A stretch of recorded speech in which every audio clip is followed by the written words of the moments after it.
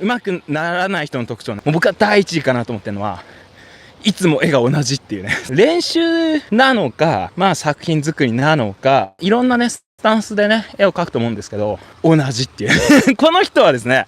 ちょっと厳しそうですね。っていうのは、こう成長って何なんだろうみたいなね。絵の成長とは何かとか、上手くなるって何なのかっていうとですね、自分に対して揺さぶりをかける、変化をもたらすというのが、めちゃくちゃ重要だろうなというのはですね、超絶下手くそな時からこれ思ってました、僕が。大事なのは、1ヶ月前に比べて今どのぐらい上手くなりましたかとか、半年前と比べてどうですかなんですよ。この成長率の方が超重要なんですよ。1年前とあんまり印象が変わらないなって人はですね、2年後もあんま変わんないし、3年後もあんま変わんないし、10年後もあんま変わんないんですよ。例えば、5年10年ブランクがあって久々に書き始めました。まああんま書けないっていうのは当然だと思うんですよね。それいいんですよ。大事なのは、本格的に書き始めたところから半年後1年後のその変化率なんですよ。変化率が大事なんですよ。上達が大事って僕1ミリも言ってないんですよ。ここがですね、勘違いしがちなんですよ。ここもめちゃくちゃでかい落とし穴がありまして、自分の思ううまいって間違ってる可能性あるんですよ。自分がうまいと思ってるって何かっていうと、今の絵なんですよ。だって皆さん手抜いて適当にあんま描かないですよね。一応今これが自分がいいと思ってさ、描くわけじゃないですか。ということは、今自分が良いと思ってるその価値観そのものが間違ってる可能性があるんですよ。これがしんどいんですよ。そこを疑って変えられる人って頭おかしいんじゃないのっていうような人かもしれない。逆に言うと、絵が上手くなるってこと自体がある意味異常なのかもしれないってことなんですよ。絵が上手くならないイコール、実はね、普通なのかもしれないです。そんな自分の何かを常に疑ってそれを変えていくなんてさ、そうできるわけじゃないですよ。絵が上手くなるってことが逆に異常な行動、異常な変化なのかもしれない。しかし上手くなるってそういうことなんですよね。だからほとんど 99% の人間はね、上手くならないです。別に考え方が変わらないからなんですよね。物の見方も変わらないし、自分がいいと思う自分の、価値観を変えられないので、基本上手くならないんですね。そこを変えないと無理なんですよ。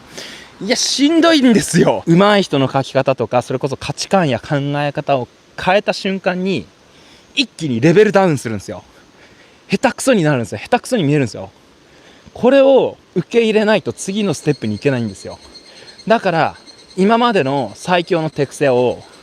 使うんですよ。また下手になったらダメだ。室井とかいうやつのノウハウとか話を聞いていろいろやってみたら、下手になった、くそ室井許さねえぞ、俺の時間無駄にしやがって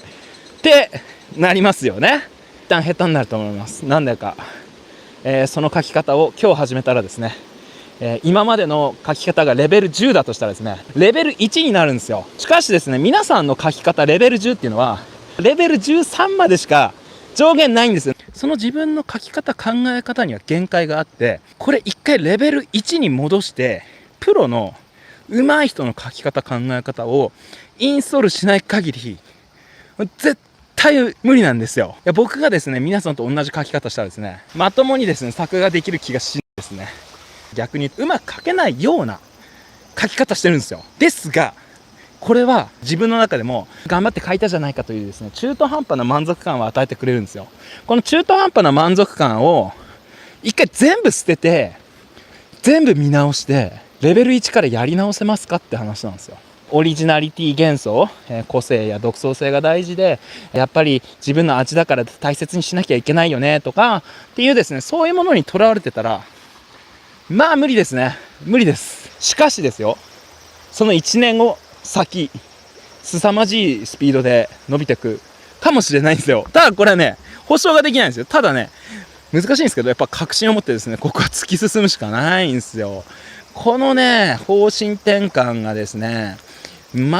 できないと思いますね。しんどいと思います。今までの何かをですね、経験値をね、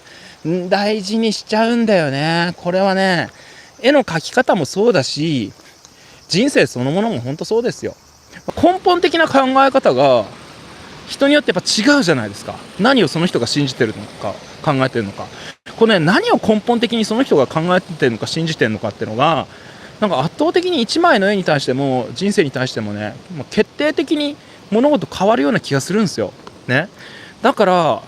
難しいっすよね。もう根本的なその人の考え方、生き方、価値観が変わらない限りは僕はうまくならないんじゃないかなっていうふうにやっぱ正直思ってます。でそこともう絵ってね直結してんだよ。